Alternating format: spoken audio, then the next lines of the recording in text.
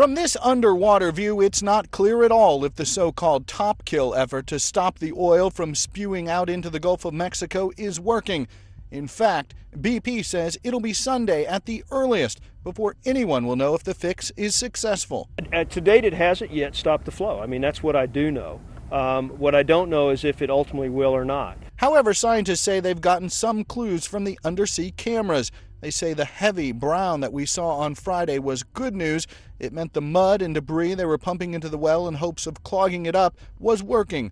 However, early Saturday, the plume turned black, which could be a bad sign, indicating it's mostly oil spilling out now. BP says don't read too much into any of it, but does say it has yet another backup plan ready to go if this fails. But one thing that seems to be working, the cleanup.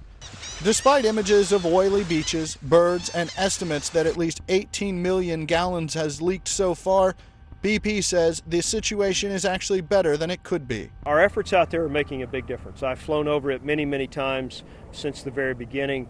And whether it's a collection of the oil on the seabed, or whether it's the use of skimmers and booming, and the weather itself.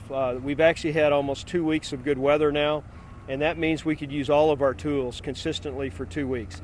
And there is a lot less oil on the sea than there was. And finally, a little distraction for the people of Louisiana.